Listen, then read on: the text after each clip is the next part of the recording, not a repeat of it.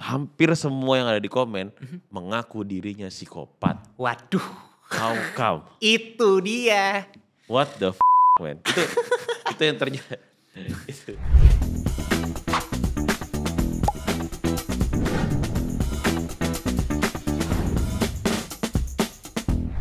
Welcome to Mindshift. Di episode Mindshift kali ini kita bakal bincang-bincang bersama Dr. Frenos M. Biomed. Bener gak dok? M. Benar. Magister Biomedik. Ilmu Biomedika.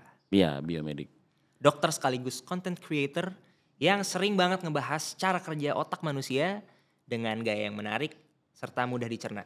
Apa kabar dok? Baik, mantap. Gue suka judulnya Mindshift. Mindshift ya. Keren. Tapi Dr. Frenos nih paling sering nih kalau misalkan dari segi konten atau ya konten di TikTok atau Reels ya. Paling sering tuh apa sih dok yang dibahas? Ya, sebenarnya basicnya tuh gua itu dokter hormonal. Ya. Ya, jadi biomedik itu banyak sebenarnya. Ada kecantikan, ada kulit sebenarnya. Ada lagi namanya endokrinologi. Itu tuh bahas tentang hormon semua tuh. Dari mulai atas sampai bawah tuh dibahas hormon semua. Nah, sebenarnya ada subnya lagi, cuman gua nggak ngambil, cuman habis itu doang tuh. Nah, berarti emang based di dalam ilmu hormonal ya? Ya, di dalam ilmu hormonal. Hormonal ini kan base-nya ada di otak kan. Jadi hormonal sama neuroscience itu dua hal yang lengket banget gitu. Ya. Jadi nggak bisa diomongin. Nah jadi karena sering bahas itu, jadi kayak lucu juga nih kalau gue ngebahas soal ini. Agak berat sih, tapi gimana caranya banyak hal yang orang nggak tahu tentang ini gitu. Kenapa orang bisa sering marah, kenapa orang bisa jatuh cinta, kenapa orang jatuh cinta tuh beda-beda sifatnya, kenapa orang bisa itu kan nggak non medis ya, maksudnya non medis itu dalam arti kata bahwa medis itu kalau lingkupnya itu adalah penyakit ya, kayak kalau udah ngomongin depresi, anxiety itu kan baru orang butuh dokter tuh, padahal kan dokter tuh nggak dibutuhkan pada saat lo sakit juga doang, gitu. Pada saat lo sehat juga kan, supaya lo lebih sehat lagi atau supaya lo nggak terjerumus dalam sakit gitu. Tapi berarti kalau misalkan ngebahas soal ilmu hormonal ya, dari segi biomedik itu kan tadi dokter nyebut itu tuh sangat lengket dengan neuroscience. Ya. Sebenarnya frontier di dalam ilmu ini nih yang lagi diambang research tuh di seluruh dunia ataupun di negara ini tuh apa sih dok yang lagi hangat banget gitu? Wah sebenarnya banyak ya. Kalau ngomongin tentang teknologi itu banyak banget gitu. Udah semakin lebih liar lagi gitu. Kayak gimana caranya kita mengkloning hipotalamus misalkan. Hipotalamus itu adalah pusat memori. Hipotalamus itu apa ya? Ya ini hipotalamus itu pusat memori jangka pendek. Jadi semua ingatan lo tuh tersimpan di situ gitu. Nah kalau itu kan kalau bisa dipindahin ke orang lain misalkan atau di cloning gitu. Ya itu kemungkin aja gitu, kemungkinan itu terjadi, tapi itu riset cuman sebatas riset doang gitu. Jadi ada yang jangka panjang, ada yang berbau teknologi juga, cuman ada yang jangka pendek. Kalau jangka pendek itu lebih ke behavioral gitu, terus obat-obat apa yang memang bisa memacu kerja-kerja otak dan lain sebagainya gitu sih. Jadi kalau yang masalah banyak sih, hampir setiap hari itu kita kedatangan lebih dari 10 sampai 20 jurnal dari seluruh dunia ya gitu. Yang ngomongin soal otak doang. Ya, yang ngomongin soal hormon dan otak doang gitu. Ya, rate-nya frekuensinya cukup tinggi ya. Iya, padahal kan endokrinologi kan termasuk bidang yang paling jarang ya di Indonesia ya. Gitu, jarang banget lah gitu di Indonesia. Pasti baru dengar kan kan. Biasanya kan dokter endokrinologi. Iya, biasanya kan dokter kan cuman penyakit dalam ya, penyakit saraf, penyakit gitu kan. Nah, itu aja kita udah dapetin 10 sampai 20 jurnal setiap hari, every day ya. Pasti ada aja gitu researchnya. Banyak banget. Karena otak manusia tuh gede banget poinnya. Banyak fakultas-fakultas di dalam otak manusia. Exactly. Ada miliaran neuron di dalamnya yang bekerja itu millisecond. Jadi kerjanya nggak second lagi, udah millisecond. Jadi miliaran bagian itu kerjanya itu millisecond. Kenceng banget. Gitu. Seinstan itu ya? Seinstan itu gitu. Jadi kayak gua ngomong, gua ngelihat, gua makan, gua nyium itu tuh yang kerja itu adalah miliaran neuron langsung millisecond. Dan itu tuh belum habis dibahas gitu. Masih ada lagi. Besok ada lagi yang baru gitu. Dok, saya mau konsul nih. Ya. Konsul. Semuanya konsul nih. Saya nih kadang-kadang tuh ya sebenarnya mungkin mewakili suara atau menggemakan voice-nya para generasi saat ini nih. Ya. Kan kita nih sebenarnya the children of the internet ya, bisa dibilang ya. The children of the internet. Iya, kita tuh lahir tuh di era digitalisasi. Yes. Dan kita tuh bisa mengakses segala macam informasi tuh ya. Sebenarnya tadi ngomongin soal keinstanan tadi juga, dan maksudnya jadinya gratifikasi juga jadi instan. Ya. Dan maksudnya banyak repercussions yang terjadi lah dari bidang itu gitu, dari aspek itu. Nah, sebenarnya satu hal yang saya rasa sangat banyak sekali diomongin ya dan digemakan gitu di circle-circle generasi saya gitu adalah produktivitas. Oke, dalam hal? Dalam hal banyak sekali distraksi. Nah itu tuh langsung kayak pasti yang nonton juga langsung kayak ini nih. Banyak sekali distraksi yang terjadi dan yang bermunculan berkat sebenarnya both a blessing and a curse ya. Jadi maksudnya berkat dan anugerah tapi kutukan juga dari digitalisasi ini gitu. Nah sebenarnya saya yakin juga kayak banyak nih yang nanyain soal ini ke Dr. Frenus gitu. Cuman bagaimana sih sebenarnya, apa sih sebenarnya yang terjadi gitu fenomena ini, fenomena kita semua tuh gampang ke distract, terus kayak jadi ada apa tuh epidemik dalam tanda kutip ADHD, dan kayak maksudnya semua orang tuh jadi kayak mengalami life experience yang serupa gitu, di mana kita semua tuh kayak mengalami brain fog, terutama pas COVID juga gitu, kayak sulit fokus. Dan sekarang jadinya yang lagi di boost tuh konten-kontennya tuh soal productivities dan lain-lain gitu. Yeah. Apa sih sebenarnya teorinya on a hormonal level ya di balik semua ini, dan siasat-siasatnya tuh apa gitu dari segi biomedik? Oke, gue bahas dari sisi kemampuan ilmu gue dulu ya. Baru nanti kita ngomongin ke behavior kalau seandainya mau dibahas. Jadi setiap kita ngelakuin segala sesuatu, apapun itu, even scroll TikTok gitu, nonton YouTube, nonton ini, atau ngelakuin apa, dan sebenarnya ini bukan masalah Gen Z, ini sebenarnya masalah di semua generasi. Intergenerational di problem. Generasi gue juga ada tuh.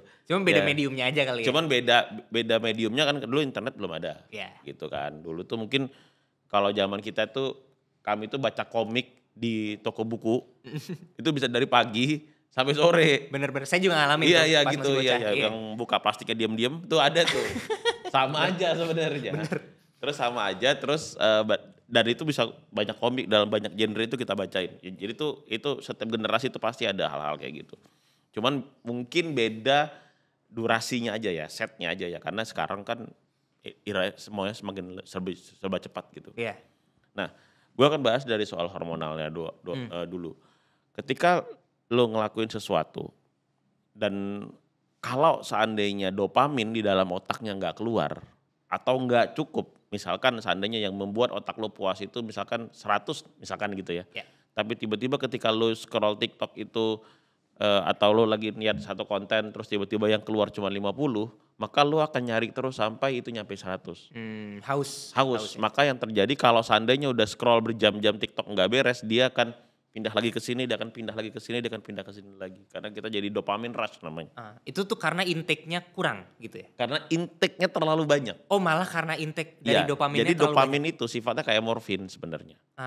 Jadi dia tuh kalau lo udah konsumsi, udah terkonsumsi, lo tuh akan besoknya lo nggak butuh misalkan lo konsumsi dapat 10, udah tenang nih, udah happy. Wah seru nih, menarik. Lo istirahat, besoknya lo nggak butuh 10, lo butuhnya 15. Jadi lo makin nambah dosisnya, nambah lagi. Dan semakin lama, apalagi anak zaman sekarang kan dibesarkan lewat media kan. Maksudnya dari mulai dia kecil banget kan, supaya nggak bawel, udahlah ini nonton YouTube aja kan gitu. iPad Kid ya. Iya bener, iPad Kid sampai gede kan. Maka kebutuhan dopaminnya kan makin lebih besar lagi gitu. Maka dia akan lebih banyak distraksi. Sedangkan mungkin di era dulu anak-anak sore-sore mah main bola pakai, lo tau nggak sih orang main bola gawangnya pakai sendal tahu? Tahu. Ngerasain. Oh, ngerasain ya. Pakai botol-botol. Nggak ngerasain. Pakai botol-botol air mineral juga tuh. Iya itu. Terus biasanya beli teh-tehan gitu ya yang gelasnya plastik, disumpelin ke dalam sepeda tuh. Iya, supaya ada suaranya kan. Gitu, iya, supaya ada suaranya. Nah itu tuh dopaminnya udah cukup di era itu. Mungkin di era sekarang enggak. Gitu. Nah karena terjadinya dopamine rush itu akhirnya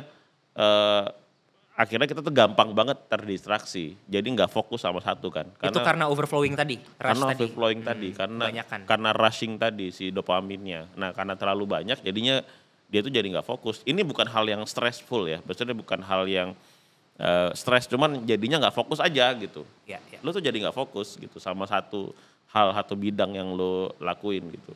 Mungkin itu sebenarnya jadi, maksudnya secara sosiologi gitu, jadi nyambung ke dalam fenomena makin kesini tuh makin banyak orang-orang yang berkutat di bidang yang generalis gitu, ketimbang spesialis. Ya, nggak exactly, sih? exactly. Kayak maksudnya on a social level jadinya banyak orang-orang tuh yang dabbling di dalam field-field yang lebih luas gitu. Nah, Dan itu kalau kita bahas dari behavioralnya. Jadi impactnya adalah banyak informasi yang masuk ke otak tapi nggak dalam. Ini bahaya sih. Ini kalau ngomong dari behaviornya. Karena kan kerja otak kita itu kan sebenarnya, jadi kerja otak kita itu tuh nggak jauh-jauh dari informasi yang masuk ke kepala kita itu doang. oh iya. Jadi nggak ada yang namanya orang pinter, orang terlalu pinter, orang berarti gua sama lu tuh lebih cerdas mana? Enggak sih, itu tergantung Inputnya aja ya. inputnya aja masuk yang mana gitu. Paham, Jadi bukan berarti lu lebih hebat dari gua gitu, enggak sih. Sebenarnya segitu kerennya diciptakannya manusia ini sebenarnya. Sesuai kadarnya dan porsinya masing-masing. Bener, karena informasinya beda-beda yang masuk kan. Iya. Jadi lo nggak bisa nyamain semua orang. Nah jadi karena kerja otak kita kayak gitu, itu tuh yang bikin informasi, kalau kita nggak fokus tuh jadi itu yang bikin informasi yang masuk ke otak kita tuh jadinya tuh cuman kulitnya doang.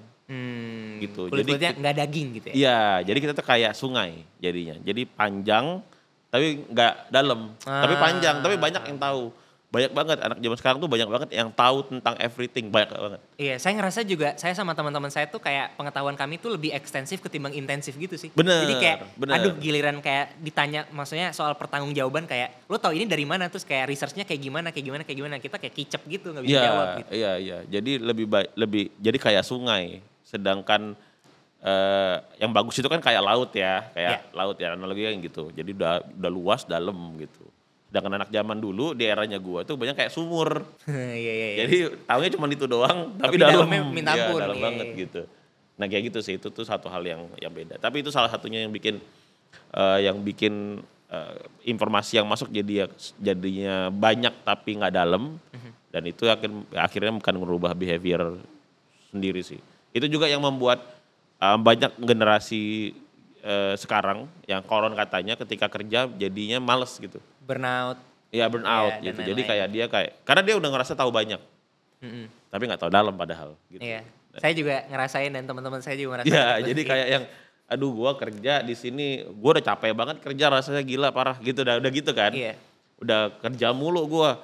Padahal kalau dipikir-pikir sebenarnya ya nggak sedemikian detail juga kerjaan lo gitu. Bener. Kayak kita tuh jadi kayak nganggap research tuh sebagai bagian dari pekerjaan gitu, dan maksudnya kayak input yang banyak masuk tuh outputnya kayak nggak sebanding gitu loh. Ya, sama benar. intake sama informasi yang kita hirup gitu ya. Ya benar. Karena itu tadi, itu semua bermulai dari dopamin rush yang ada di dalam otak kita. Karena dididiknya itu memang udah era digital yang cepet banget. Iya. Jadi otaknya itu dopamin itu nambah terus every day. Jadi ketika otak yang nggak dapet, dia tuh kan nyari lagi, akhirnya jadi nggak fokus. Kayak sakau gitu ya sebenarnya. Ya, kayak gitu. Cuman nggak sadar aja. Cuman nggak sadar and the good way, and the normal way bukan. In a normal way, lumrah lah ya sebenarnya. Ya lumrah. Cuman kita tuh kadang-kadang jadi frustrasi sendiri gitu dok. Kayak ya kalau misalkan output yang kita kerahkan tuh ya cuman segini, tapi kita capeknya kayak 2 kali lipatnya gitu loh. Ya. Kayak, nah itu tuh kira-kira apakah ya, tapi ini jadi kayak productivity YouTuber banget. Apakah siasat-siasat yang bisa kami implementasikan atau kayak, kan sebenarnya kita udah tahu tuh tadi udah kayak sedikit demystify oleh Dr. Frenos soal teori di baliknya. Ya. Cuman apa kemudian yang bisa kita lakukan gitu untuk menyiasati atau kayak meningkatkan produktivitas kita? Apa tadi problemnya adalah lo ngerasa bahwa input apa yang what you doing itu outputnya nggak sebanding dan jadinya burnout. Ya, karena kebanyakan media consumption juga. Ya. Sebenarnya masalahnya tuh ada di media consumption ya. Jadi ketika lo membandingkan diri lo sama orang lain kan. Ya ini sebenarnya bukan ini sebenarnya lebih ke psikologi, cuman kan teori ini akan disampaikan karena gua ngerti tentang how to brain works. Psikologi dan pathopsychology ya. Exactly. Jadi ketika kenapa lo ngerasa bahwa apapun yang lo kerjain itu lo udah ngerasa maksimal banget tapi outputnya enggak. Yeah. Kalau dipikir-pikir men, semua kerjaan begitu. Gitu Kayak semua orang yang ada di sini Di itu balik kamera begitu sini tuh kerjaannya. begitu nih. Tapi kenapa mereka masih bangun pagi dan pulang sampai malam, sedangkan kita sih kalian. Gue gak ngerasa Gen Z soalnya. Karena gue ngerasa tua gitu. Tapi kenapa di beberapa, bukan semuanya Gen Z begitu kan. Tapi beberapa generasi sekarang itu malah merasa kok yang gue lakuin sedikit tapi outputnya kurang dan gue nyerah. Masalahnya kan ada di situ. Iya. Karena media yang lo serap itu terlalu banyak. Iya. Informasi yang lo serap terlalu banyak. Sehingga lo ngerasa bahwa lo tuh udah ngelakuin maksimal padahal belum. Gitu. Dan mungkin nggak ada waktu untuk kita ngeproses semuanya juga. Betul. Nggak ada waktu buat ngeproses semuanya dan nggak dilakukan tahap bertahap kan. Sedangkan di era zaman dulu itu tuh ada tahapannya tuh. Gue udah mulai dari sini dulu, dibully-bully dulu di sini nih. Baru nanti naik tingkat 2-nya, baru 3-3-nya, 3-4-nya. Akhirnya mau nggak mau tetap struggle di jalannya. Karena nggak ada lagi fokus lain, cuman selama di situ doang gitu. Ngerti. Nah sedangkan di sekarang tuh banyak banget, opsional tuh banyak banget gitu. Bahkan even lo ngapain kerja men, lo buka handphone lo jadi YouTuber aja. Lo bisa lebih kaya daripada yang lain tuh, opsional itu banyak gitu jadi. Dan itu jadi pekerjaan yang valid juga gitu ya, sekarang. Exactly. Makanya itu yang jadi problem sih di era sekarang sebenarnya kita mesti diomongin. Karena behaviornya pasti berubah. Iya. Tadi ngomongin soal penahapan dan pembuli-bulian juga dalam tanda kutip ya. Dibully dalam kata bukan bullying yang kayak gimana. Iya, tapi maksudnya kayak ditempa lah ya. Ditempa. Itu bedanya generasi sekarang sama generasi kini juga kayaknya. Maksudnya banyak yang sebenarnya di Twitter atau sekarang X gitu. Maksudnya banyak yang misu-misu soal kayak ya generasi kami itu kayak secara mental tuh lebih agak kurang resilient lah dibandingkan generasi Y atau X dan lain sebagainya gitu. Itu kayaknya ada hubungannya juga ke situ ya. Bisa jadi, makanya dibilangnya jadi generasi strawberry kan. Jadi kenapa bagus, tuh generasi strawberry? Ya bagus di luar tapi kalau dipencet lembek gitu. Lembek ada. Benar juga sih. itu kami bahasa SJW ya di Twitter ya. SJW. Gue juga gak tahu. Tapi kalau menurut gue sih ya memang pola didikannya juga udah berbeda. Yeah. Sedangkan di eranya gua itu sama di era lu kan dua hal yang beda gitu. Yeah. Didikannya, pola masuknya informasi, pola pendidikan tuh jauh berbeda. Itu yang membuat generasinya juga beda. Zaman dulu tuh kami kalau mau nonton kartun tuh mesti jam 8 pagi sampai jam 10 malam sampai jam 10 pagi di hari Minggu doang. Oh iya, dulu belum ada OTT on demand belum ini. ada. Ya, sekarang kan lo bisa mau nonton Doraemon kapanpun yang lo mau kan. Iya. Wah, kami kan dulu nggak bisa. Iya. Tapi justru malah kebebasan itu yang memenjarakan kita jadinya. Jadi kayak aduh mau pilih apa dulu dan kayak ya bebas aja bisa terpenjara gitu ya. Iya, benar. Sedangkan dulu tuh kita bela-belain hari Minggu tuh bangun pagi tuh ya cuman demi pengen memuaskan diri untuk nonton Doraemon doang dulu. Ya. Di zaman itu ya, sedangkan di zaman sekarang kan udah enggak. Nah, itu yang dari situnya aja udah berarti kan informasi dari kecilnya masuknya juga udah beda nih. Nah, dari udah beda akhirnya menghasilkan behavior yang lebih beda juga. Dok, saya mau tanya deh soal ADHD nih. Nah, itu kan sebenarnya banyak banget kata itu tuh jadi kayak dilontarkan di mana-mana ya. Di dalam pembahasan mental health di dalam kalangan Gen Z. Ya. Itu tuh banyak banget stance yang sebenarnya berseberangan gitu. Kayak apakah ini ada ataukah ini tidak ada. Itu ada satu perdebatan yang cukup ramai juga. Terus yang kedua kayak dia tuh kayak sebenarnya banyak yang bilang bahwa dia tuh kayak salah penamaan gitu loh. Kayak kan sebenarnya yang saya ketahui sih dia attention deficit hyperactivity disorder. Cuman sebenarnya akhirnya gitu setelah diteliti lagi dari yang saya pelajari gitu ya, dia tuh bukan defisiensi atensi gitu, tapi kayak misplaced aja gitu, kayak salah ditempatkan aja kayak fokusnya, jadi kayak kemana-mana. Tapi sebenarnya dia tuh punya ability buat hyperfokus gitu, ada yang bilang kayak gitu. Nah dari segi Dr. Feno sendiri gitu sebagai ahli di bidang biomedik yang hormonal ya, gimana tuh stance-nya Dr. Feno sendiri? Nah kalau SDHD dikaitan dengan hormonal, maka seperti yang gue bilang tadi, SDHD itu cuman dia tuh masalah dopamin ya sebenarnya. Iya, kebutuhan dopamin itu tinggi banget gitu. Sehingga dia itu ada yang hyperfokus, ada yang misfokus malah. Jadi enggak semua orang yang terkena ADHD itu semuanya tuh hyperfokus, bahkan ada yang nggak mau ngapain sama sekali. Karena dia ngerasa bahwa rebahan adalah dopamin. Ketika dia rebahan, dopaminnya muncul. Nah, ada orang yang ketika dia lagi baca buku maka dopaminnya muncul, makanya dia dapat baca buku mulu gitu.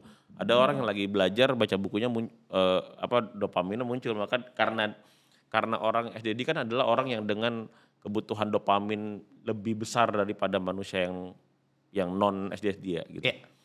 Jadi sehingga dia ngelakuin apapun itu tuh jadi lebih banyak dibandingkan orang lain. Makanya kalau yang memang arahnya ke tempat yang bagus ya dia jadi lebih pintar dari yang lain gitu. Sedangkan ada yang lebih malas ya dia akan jadi lebih malas daripada pemalas yang lain gitu. Lebih semrawut. Lebih semrawut gitu.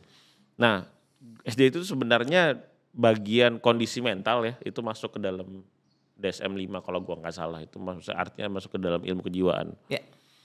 Artinya nggak bisa dianggap remeh dan harus didiagnos. Iya. Lo nggak bisa ngediagnos diri lo sendiri. Lo tuh harus datang ke psikolog atau lo datang ke psikiater untuk mendiagnosa ini gitu. Dan diberikan treatment dan medikasi ya. Dan diberikan treatment dan insight yang benar gitu. Kalau masalahnya kan kadang-kadang ada orang yang nggak ngerasa dirinya ADHD, lalu dia lihat di TikTok, ini kayak gua nih, jadinya bareng efek kan. Yeah. Kayak gua banget ini. Oh kan misalkan banyak tuh konten-konten yang bilang kalau lo akan merasa, kalau lo ngerasain ini maka fix lo adalah ADHD kan. Itu kan banyak ada yang begitu kan. Nggak boleh self diagnose juga ya teman-teman. Akhirnya dia ngerasa kayak gitu, akhirnya dia mendiagnosa diri dia sendiri, dan itu yang jadi kacau sebenarnya, yang harusnya nggak perlu terjadi. Nah yang benar itu adalah lo datangin kalau lo merasa atau lingkungan yang merasa terkena ADHD ya harusnya datangin psikolog, datangin psikiater, karena itu tuh harus ditreatment, harus didiagnosa sebenarnya. Tapi secara hormonal yang seperti yang gue bilang tadi, ADHD itu masalahnya tuh sederhananya adalah masalah, sebenarnya repot ngejarin apa yang terjadi di otaknya, tapi paling sederhananya adalah yang bisa gue share adalah bahwa mereka ini adalah orang-orang yang membutuhkan dopamin berlebih. Masalahnya adalah setiap orang itu keluar dopaminnya itu dengan hal-hal tertentu yang gak semua orang sama. Ada yang rebahan ya dopaminnya muncul, ada yang pacaran dopaminnya muncul maka dia jadi obsesif banget sama wanitanya, ada yang kayak gitu. Ada juga, dan gue pernah ketemu sama orang kayak gitu. Dan emang berarti case spesifik banget. Banget, parah. Bahkan ada yang down, ada yang up dia. Ada yang memang produktif, ada yang memang kontraproduktif. Jadi dua-duanya tuh ada. Ini memang jadi ini memang ya bukan penyakit sih, tapi kondisi ya. Lebih banyak, bisa lebih tepatnya ya. Kondisi yang unik. Dari dulu udah ada, tapi trennya sekarang. Sekarang. Sekarang. Mungkin karena digitalisasi juga kayak orang lebih was-was dan kayak lebih peka terhadap itu kali ya. Jadinya. Benar. Karena sebenarnya kalau dipikir-pikir juga kayak di generasi-generasi dulu tuh kayak term-termnya belum muncul kan ya. Terminologinya belum muncul kayak. Benar. Cuman kayak dibilangnya hiperaktif aja gitu atau kayak apa gitu. Ya. Benar. Maka nah, ada juga beberapa orang yang membuat kondisi hiperaktif yang dia lakukan itu membuat dia tuh jadi nggak bisa ngapa-ngapain. Ada juga. Oh gitu ya? Iya. Bahkan kesulitan bicara, kesulitan berjalan, kesulitan ngenalin orang lain, kesulitan buat itu tuh banyak, itu tuh pengaruh. Nah itu kan udah physically dan mengganggu diri sendiri, mengganggu orang lain. Nah itu harus berobat. Makanya kita nggak bisa menggampangkan kondisi ini sih. Iya sih. Kondisi mental seseorang tuh makanya nggak boleh sama sekali. Cuman memang harus diobatin. Dokter ngerasa kayak zaman sekarang tuh orang-orang kayak ini sebenarnya agak kontroversial sih. Gue ngomong kayak gini kayaknya agak friendly fire terhadap teman-teman gue sendiri. Cuman maksudnya kadang-kadang yang gue perhatiin gitu ya, di generasi sekarang tuh ada tendensi untuk meromantisasi mental illness gitu loh. Jadi ya kan, paham kan dok maksudnya, jadi kayak mungkin ya maksudnya, nah saya juga nggak tahu nih, mungkin saya jadinya kayak punya 2 pertanyaan nih yang pengen saya lontarkan ke dokter. Yang pertama, apakah semua orang tuh punya keunikannya masing-masing in terms of like hormonal imbalances dan kayak bagaimana otak mereka wired dan kayak dibentuk gitu ya. Dan apakah, ini masih pertanyaan pertama, dan apakah illness itu merupakan sebuah aksis. Jadi kayak spektrum gitu. Jadi kayak apakah ada yang kadarnya segini, ada yang segini gitu. Maksudnya kayak apakah sistemnya itu merupakan sebuah spektrum gitu. Atau enggak gitu. Atau kayak harus nyampe threshold tertentu untuk bisa dianggap bahwa oke, ini punya kondisi yang spesifik gitu. Yang harus di-treat. Atau jangan-jangan emang kadar spektrum aja gitu. Itu yang pertama. Dan yang kedua, ini yang soal romantisasi tadi. Jadi kayak apakah jangan-jangan makin banyak informasi tuh orang-orang jadi kayak mencoba untuk menjadikan illness itu sebagai sebuah identitas mereka yang secara kontraintuitif malah dibanggakan atau malah dipasang menjadi hal yang membuat mereka tuh menjadi unik menurut mereka sendiri gitu. Gimana menurut dokter? Ini sih trendy sekali ya. Trendy sekali. Gue coba ngejelasin yang pertama dulu. Iya. Jadi sebenarnya kerja otak itu tuh ribetnya minta ampun, tapi gue coba untuk menjabarkan pelan-pelan di sini nih. Untuk para mind shifters. Untuk para apa namanya tadi? Mind shifters. Oh, udah ada namanya. Udah mind namanya, shifter. Yoman. Orang Bali tuh Yoman ya. Salah ya. Nyoman ya. Gue coba menjelaskan pelan-pelan. Ketika informasi masuk lewat panca indera, apapun yang lo baca, apapun yang lo rasa, apapun yang lo denger, itu semua itu masuk ke dalam otak lo, lalu disimpan. Lalu kemudian someday itu informasi itu akan muncul. Bisa jadi muncul. Nah, masalahnya itu tempat penyimpanannya itu tuh kayak bando gitu dia, 2. Nah, dia itu nempel sama satu organ di otak kita namanya amigdala. Ini tuh yang fight or flight itu bukan, Dok? Fight or flight itu ketika amigdala ya? Beda nanti. Beda ya? Berarti kita bakal nyampe ke sana. Jadi amigdala itu adalah tempat keluarnya, tempat semua emosi itu keluar. Takut lo, seneng lo, bahagia lo, everything tuh keluar di situ. Dan itu nempel sama memorinya. Jadi nempel sama hipokampus. Jadi hipokampus tuh sama amigdala itu tuh nempel erat. Nah, dari perasaan-perasaan inilah yang mengeluarkan hormon. Jadi kalau lo lagi bahagia lo keluarnya dopamin, serotonin. Kalau lo lagi nyaman keluar melatonin misalkan. Kalau lo lagi stres keluar kortisol. Nah, ini si amigdala ini. Nah, produksinya di situ berarti si hormon-hormon ya itu. produksi emosinya di situ. Emosinya, Nah, nanti dari situlah nge-trigger hormon-hormon tadi sehingga terjadilah efek. Kalau lo takut maka tangan lo berkeringat. Akhirnya muncul efek di dalam badan lo gitu. Nah, itu karena kortisolnya banyak. Atau kalau lo happy bawaannya pengen senyum aja. Blushing itu kan happy, itu kan dopaminnya banyak, gitu serotoninnya banyak gitu-gitu. Nah, itu kerja otak tuh kayak gitu. Nah, tapi ada juga satu hakim tuh otak bagian depan namanya prefrontal cortex. Itu tuh otak bagian depan kita sini nih. Frontal lobe berarti. Ya. Jadi prefrontal cortex inilah yang sebagai hakim, dia pusat semua logikanya ada di situ. Jadi ketika informasi masuk yang selama dia hidup dari mulai dia kecil, termasuk di era golden age ya, di era 1 sampai 5 tahun. Itu udah mulai informasi udah mulai bisa masuk. Dan akhirnya itulah bisa menghasilkan banyak emosi, banyak ketakutan, banyak kegelisahan, sehingga trauma-trauma itu tuh akan muncul di situ. Iya. Jadi apapun yang dia masuk, terus otaknya bilang bahwa ini nih harmful nih buat badan kita nih. Ya udahlah. Jadinya semua hal yang berbau-bau itu tuh dianggapnya di situ. Dianggapnya jadi bagian dari traumatis. Nah, yang menentukan adalah orang yang terkena mental illness atau enggak, yaitu adalah di pola masuknya informasi. Jadi informasi yang masuk nih. Atau jadi informasi yang masuk tuh memang harmful menurut dia, tapi mungkin buat kita tuh enggak. Contoh misalkan kayak ngelihat pisau misalkan. Mungkin sebagian orang kan enggak biasa-biasa aja pisau untuk masak, untuk apa gitu. Tapi ada sebagian orang yang fobia, takut banget gitu. Dia tuh ngerasa bahkan udah ngelihat terus sampai rumah tidur, dia tuh nggak bisa tidur tuh, tangannya jatuh di dekat mulu gitu. Ada yang begitu. Nah, itu ternyata tuh berarti masalah dari pola informasinya gitu. Nah, itu yang pertama itu kalau kita ngomongin soal hormonalnya. Ternyata ada juga memang kesalahan mental illness yang terjadi karena kesalahan di otaknya. Jadi memang ada organ yang salah aja gitu. Itu banyak di bagian temporal biasanya. Berarti emang kelainan aja gitu ya? Memang ada imajinasi, dia bisa melakukan imajinasi, bisa mencium-cium bau yang aneh. Itu juga ada tuh yang kayak gitu. Nah, lalu yang ketiga ternyata mental illness itu dianggap menjadi orang yang dianggap keren di bagian. Iya itu tadi. Itu tuh karena adanya film atau ada anime atau ada apapun kan itu. Kan. Kalau gue sih ngeliatnya ke situ ya. Iya. Ada pengaruh itulah. Ada pengaruh itu ya. Sehingga dia merasa pengen jadi orang kayak gitu atau dia pengen dianggap tervalidasi atau dia pengen dianggap terlihat orang kayak gitu sehingga dia mengaku bahwa gue juga pengen punya gue juga kayak punya mental illness, gue gila nih kayaknya nih, gue punya ini.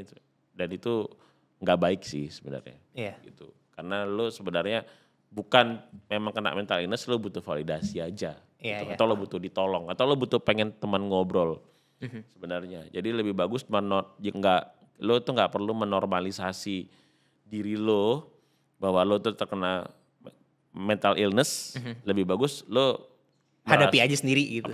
Lo hadapi sendiri aja. Dan lo jujur aja kalau gue butuh teman ngobrol, gue pengen dilihat, gue pengen apapun lah gitu. Itu sih yang terjadi. Jadi ada banyak tahapan-tahapan kenapa orang terkena mental illness dan gue sih suka sama sekarang tuh orang-orang udah mulai melek sama kesehatan mentalnya ya. Benar. Karena ini tidak mengenakan gitu. Iya. Tidak mengenakan karena sometimes orang yang terkena mental illness itu dia bisa ngerasain sakit, tapi dia nggak sakit, tapi dia nggak tahu apa yang terjadi. Gitu. Orangnya bisa sesak nafas di jalan, napasnya jadi pendek, jantungnya jadi kecepet banget, tapi nggak ada apa-apa. Bisa begitu, jadi saking menderitanya. Dan dari psikis jadi fisik gitu ya? Ya jadi fisiknya jadi kena, dan dia tuh bisa migrain every day. Jadi mental health memang bukan hal yang bisa disepelein sih, karena itu mengganggu produktivitas kita. Saya juga kurang sedikit banyak lumayan paham sih, karena salah satu anggota keluarga saya juga sebenarnya pernah kejadian kayak gitu juga sih. Dan jadinya sebenarnya bottom line-nya adalah itu bukan isu yang patut dianggap sebelah mata lah ya. Iya. Karena itu mengganggu produktivitas kita ya. Maksudnya itu mengganggu banget. Iya. Dan kalau yang nggak punya jangan diada-adain gitu. Itu. Jangan problema soal normalisasi dan validasi tadi sih. Gua tuh pernah bikin konten tentang psikopat di TikTok gua. Jadi gua pernah bilang bahwa psikopat itu lu bisa bedain mana orang yang dia ada sekelompok orang sama-sama ngebunuh, sama-sama melakukan tindakan kriminal, tapi lu bisa bedain mana psikopat mana enggak. Gua pernah bikin konten itu.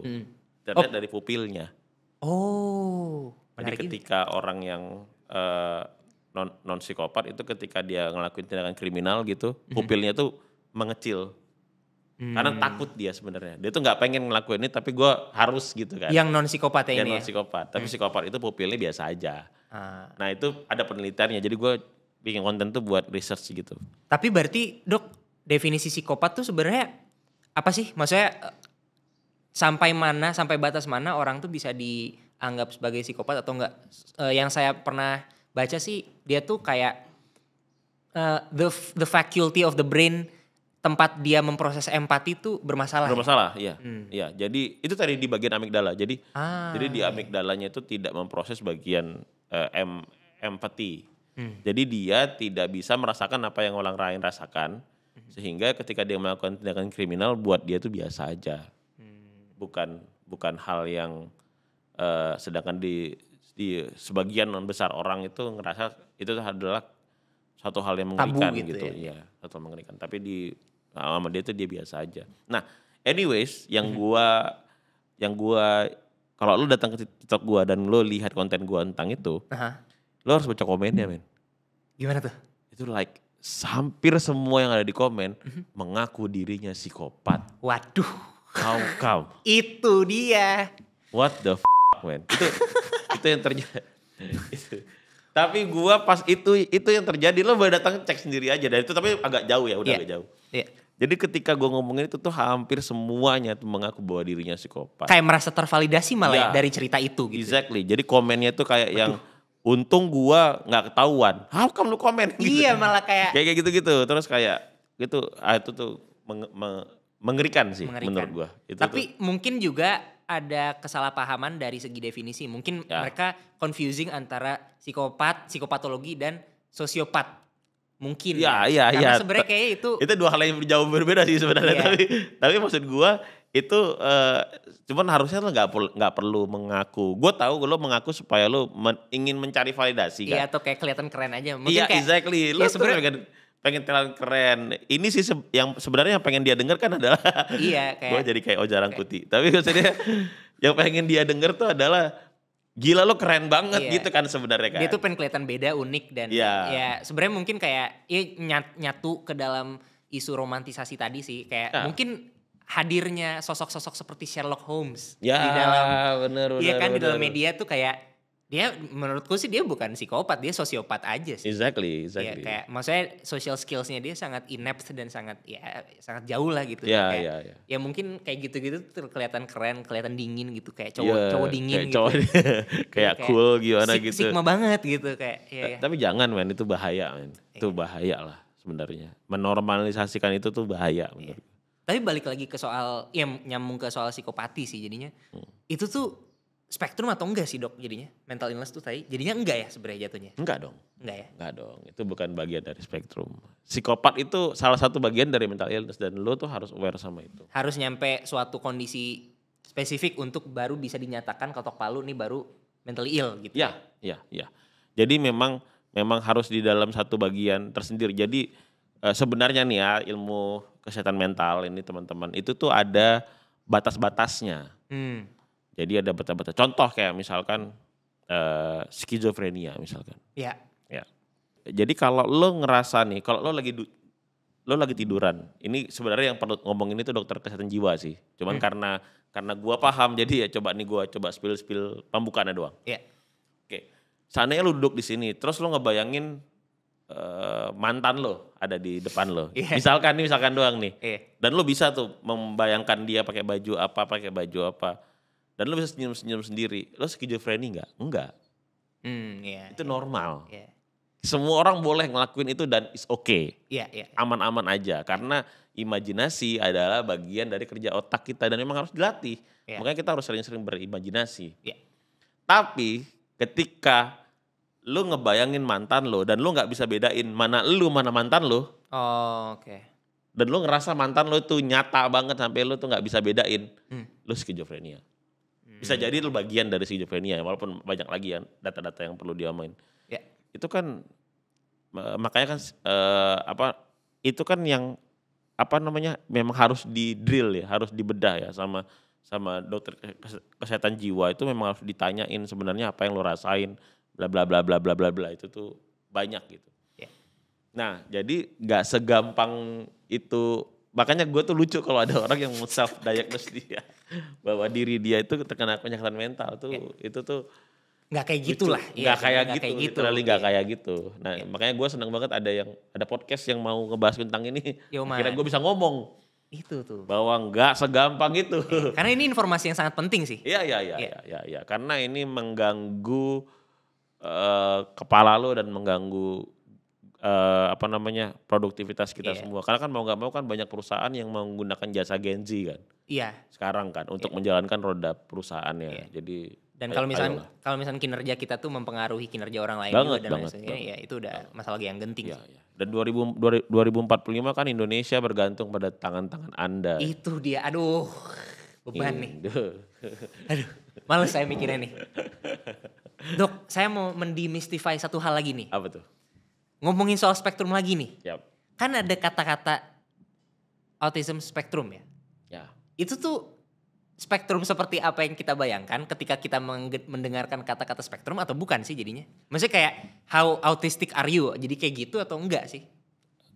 Coba lo definisikan spektrum autism spektrum yang lo tangkap. Kalau dari yang lo tangkap. Dulu banget sebelum gua baca-baca soal ini.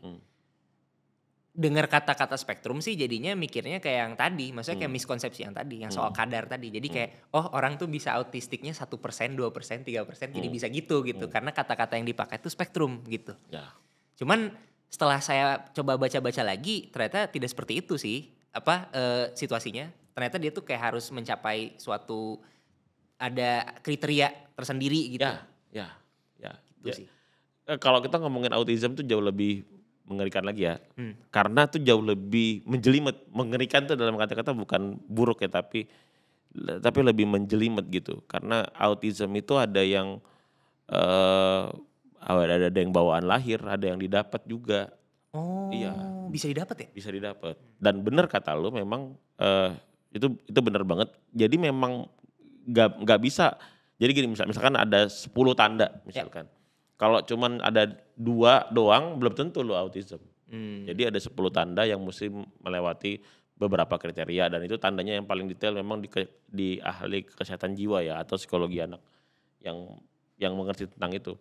Tapi memang nggak bisa juga kita mengatakan bahwa walaupun udah ada 2 tanda itu terus lo langsung Sekian mencap persen bahwa autistik, anak nggak itu kayak gitu ya? terus sekian persen kena autism nih. Enggak kayak gitu. Mainnya nggak kayak gitu. Oke. Yang benar itu adalah harus ada, gue sih nggak tahu berapa ya, karena setahu gue itu berapa tahun ini tuh udah mulai berubah. Di revisi DSM tadi ya? Iya, revisinya udah mulai ada revisi. Nah, psikolog sama kesehatan jiwa tuh yang paling ngerti tentang ini. Kalau nggak salah gua tuh, jadi ada beberapa gejala yang lo tuh harus memenuhin sebagian besar 7 atau berapa gitu. Nah baru lo bisa didiagnosa sebagai autism. Bahkan kalau kurang 1 aja kayaknya masih belum deh. Nanti berarti bisa beralih diagnosa ke penyakit ini gitu. Bisa jadi gitu. Berarti sebenarnya yang dimaksud dengan spektrum itu tadi kalau lo udah nembus si kriteria itu, spektrumnya tuh baru di situ kayak flavor mana nih? Ya, benar. Jadi masuk ke area kolam itulah ya. Iya, kolam autism yang mana gitu. Paham. Ya kayak gitu sih. Tapi berarti Dok, semua mental illness itu kan sebenarnya berarti kalau misalkan dikaitin ke dalam bidang dokter ya, itu berarti erat dong sama hormonal imbalance. Atau enggak semua mental illness itu memiliki hormonal imbalance? Pasti ya? Kalau udah terdiagnosa itu pasti permainan hormon sih. Pasti ya? Udah pasti gini. Contohnya kayak gini. Ketika lo stres itu yang muncul adalah hormon kortisol. Ya. Lu stres tuh. Tandanya lu stres. Kortisol itu tuh puncaknya kalau ada kepenuhan di dalam otak lu nangis. Makanya keluar air mata. Jadi air mata itu salah satu cara untuk ngeluarin kortisol dalam otak lu. Makanya lu nangis. Gitu. Masalahnya kortisol itu biasanya muncul ketika lu tuh dapat rangsangan-rangsangan yang membahayakan diri lu. Atau yang membuat lu cemas. Gitu. Contoh misalkan tiba-tiba debt collector di depan rumah misalkan. Muncul tuh kortisol tuh. Tapi kadang-kadang lagi duduk tenang, tiba-tiba muncul kortisolnya. Bisa gitu ya? Kan nggak pada tempatnya. Gitu. Nah itu terjadi karena ada trigger atau ada rangsangan yang liar. Nah rangsangan yang liar itu bisa jadi misalkan tiba-tiba inget sama, bahkan lo nggak inget siapa-siapa, lo nggak inget. Bisa jadi misalkan kalau lo inget orang tua yang udah meninggal misalkan. Nah bisa jadi lo tuh khawatir atau apa, itu kan hal yang wajar. Emotional trigger. Emotional trigger. Ini nggak ada triggernya. Tiba-tiba aja gitu ya? Tiba-tiba lu sedih, tiba-tiba lu apa, nggak ada, lu nggak even kalau nggak kepikiran apa-apa. Bisa begitu. Bisa sampai begitu. Nah itu tuh yang perlu diulik dan berobat sebenarnya. Itu tuh berarti kalau udah kayak gitu something wrong berarti ya? Ya, there's something yang harus dituik lah. Apa bisa juga dari subconsciousnya kalau kayak gitu? Iya pasti itu subconscious juga. Pasti itu kerja subconscious. Tapi maksudnya subconscious bagian mana kan itu yang perlu dilihat. Apakah lo misalkan lagi nyium bau sate tiba-tiba lo keingetan sama bokap lo dulu makan sate dan bokap lo udah gak ada misalkan. Tapi lo gak keinget sama bokap lo tapi malah lo keinget sama cium bau satenya doang gitu. Dan lo gak tahu apa tiba-tiba lo jadi sedih sendiri, lo jadi. Itu yang harus ditweak sih sebenarnya. At least yang ngerasain tuh harus tahu dia kenapa gitu. Karena selama ini orang yang terkena anxiety berlebihan bahkan dia nggak tahu dia kenapa. Itu yang paling menyakitkan sih. Walaupun banyak orang yang ngerasa anxiety itu dia tahu dia kenapa. Contoh misalkan kayak gue trauma banget karena gue dipukulin sama suami gue kan misalnya kayak gitu. KDRT dan lain-lain. KDRT ya. Kesininya tuh lalu kemudian dia walaupun udah pisah sama suaminya dia masih ngerasain hal kayak gitu. Yeah. Nah itu kan traumatis, at least dia tahu kenapa. Tapi kebanyakan orang yang terkena anxiety berlebihan itu dia nggak tahu penyebabnya. Even dia nggak tahu apa yang dia cemasin. Gitu. Yeah. Nah itu kan yang harus ditweak kenapanya. Berarti sebenarnya kalau kayak gitu ilmu soal hormonal, ilmu soal biomedical science ya berarti ya. Dan psychiatry, psikologi itu sebenarnya berjalan beriringan ya. Semuanya. Going hand in hand semua ya. Karena hormon itu adalah respon dari apa informasi yang masuk ke otak lo. Jadi otak lo itu ngasih informasi lalu kemudian ngasih hormon. Hormon itu menghasilkan efek. Ya. Lo lapar itu karena hormon. Lo ngantuk itu karena hormon. Lo nguap itu karena hormon. Lo fokus itu karena hormon. Lo happy, lo sedih, lo senang itu karena hormon. Jadi hormon itu efeknya. Nah ada beberapa orang yang munculnya hormonnya padahal triggernya nggak ada. Ya. Atau udah di trigger hormonnya nggak muncul, ada juga kayak gitu. Itu cara ngehack hormon-hormon itu biar bekerja seperti apa yang kita inginkan, itu tuh bisa diubah dengan cara apa dok? Apakah dari lifestyle atau dari makanan? Dengan cara train your brain. Gimana tuh dok? Namanya. Bisa makanan juga ada, tapi yang paling sederhana itu adalah untuk dengan cara ngelatih otak kita dengan cara ngelatih habit kita sih sebenarnya. Ya. Contoh nih misalkan, salah satu yang paling ampuh untuk meredam ke anxiety berlebihan itu adalah lo tuh harus menurunkan kortisolnya lalu menaikkan dopaminnya. Itu yang paling sederhana. Atau dopamin, serotonin, melatonin itu pokoknya hormon-hormon yang bikin happy lah ya, namanya reward system. Naikin itu semua ya. Dinaikin itu semuanya, kortisolnya tuh diturunin. Okay. Ya, karena kortisol tuh hormon stres. Karena kortisolnya orang-orang yang terkena anxiety itu bisa muncul kapan saja dan di mana saja. Itu yang akhirnya bermanifestasi menjadi panic attack dan lain sebagainya. Jadinya gitu panic attack dan lain sebagainya. Keringetan lah, menggigil gitu-gitu ya. Cara yang paling gampangnya adalah lo harus ngelakuin hal yang membuat reward system lo itu naik selama 18 hari berturut-turut misalkan. Dengan cara olahraga misalkan. Lo coba rutinitas olahraga baru, tapi everyday ya. Tiap hari.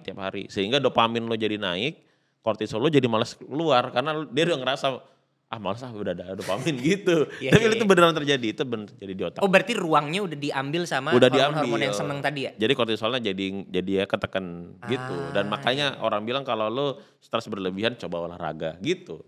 Atau bisa jadi mesti olahraga? Enggak juga, bisa jadi hobi baru. Menjahit misalkan. Lalu tiba-tiba dia gue mau belajar alat musik misalkan gitu. Tiba-tiba ada kayak gitu. Apapun yang membuat dopaminnya muncul, reward systemnya muncul, there you go. Itu akan membuat anxiety berlebihnya itu jadi menurun gitu. Berarti itu taktik-taktik stress relief dan stress release ya? Ya, exactly. Makanya kalau yang selalu gua saranin itu orang lu kalau lagi stres banget tuh sebenarnya cara ngobat dan itu mengganggu hidup lu tuh cara ngobatinnya pertama ke psikolog. Yang kedua adalah ngerubahin mindset dan lakuin 3 hal ini. 3 hal ini yang gua selalu bilang adalah itu tadi olahraga atau mencari hobi baru.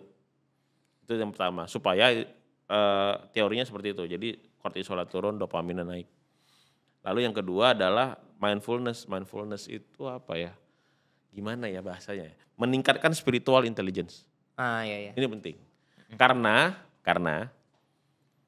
nggak ada satu kondisi pun yang gua belum ketemu yang sebanyak lo tuh pakai morfin. Jadi ketika orang pakai morfin itu kadar dopaminnya itu 100.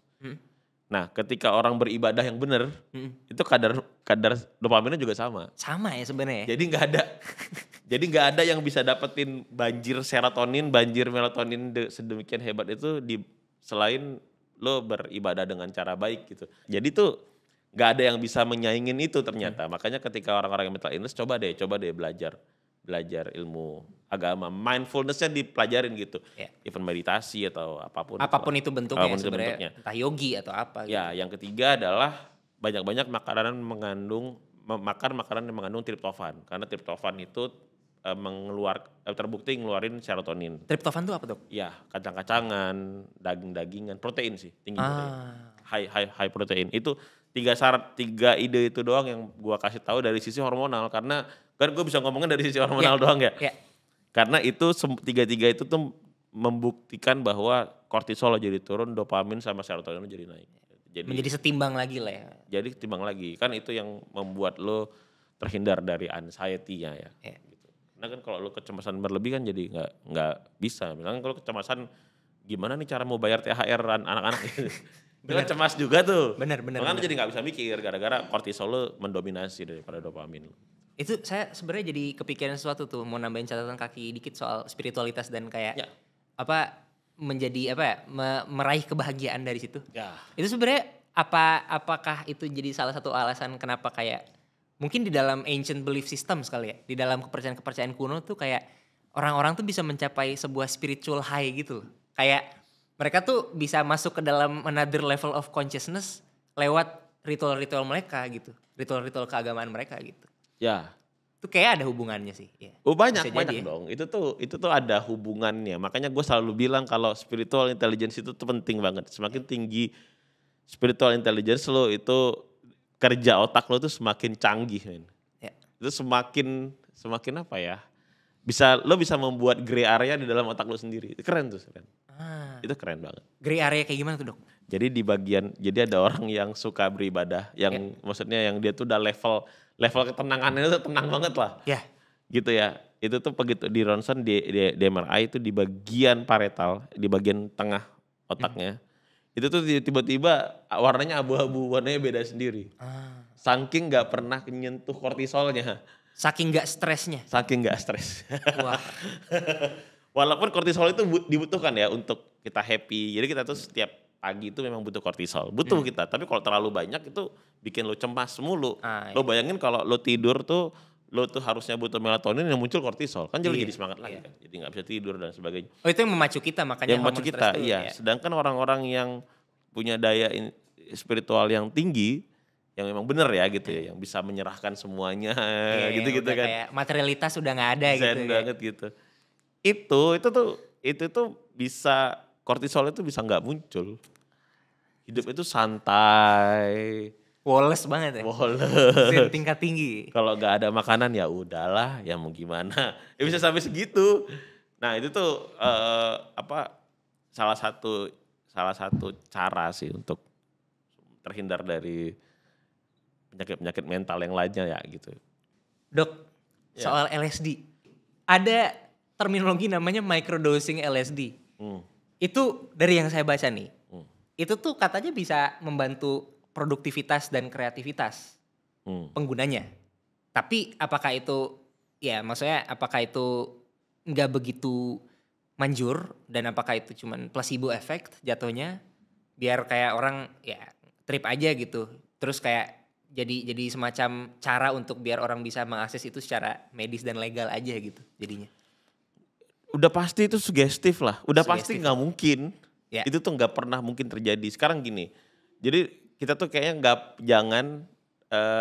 jangan terpancing sama omongan ini. Itu bisa membuat lo menjadi lebih kreatif. Yang membuat lo kreatif adalah informasi yang masuk ke kepala lo. Itu doang. Kalau di kepala lo itu banyak yang masuknya, yang masuk tuh banyak, lo baca banyak buku, lo banyak nonton film, lo banyak dengar podcast misalkan, atau lo banyak berguru dengan orang lain gitu. Informasi yang masuk ke kepala lo banyak, sehingga ketika trigger kreatifnya tuh dibutuhkan, lo cuma butuh kopi. Exactly, lo cuma butuh kopi. Lo gak butuh yang lain. Buat ngebus kortisol doang tadi. Buat ngebus kortisol lo, sehingga informasi yang tadinya udah pernah ada muncul lagi. Nah sekarang kalau lo informasi yang masuk di kepala lo sedikit, mau lo pakai LSD 1 truk, lo gak bakal kreatif, percaya sama gua. Gak mungkin. This is bullshit ya. Gitu. Maksud gua, karena LSD daya imajinatif itu kan hanya membuat daya imajinatifnya jadi semakin lebih tinggi kan.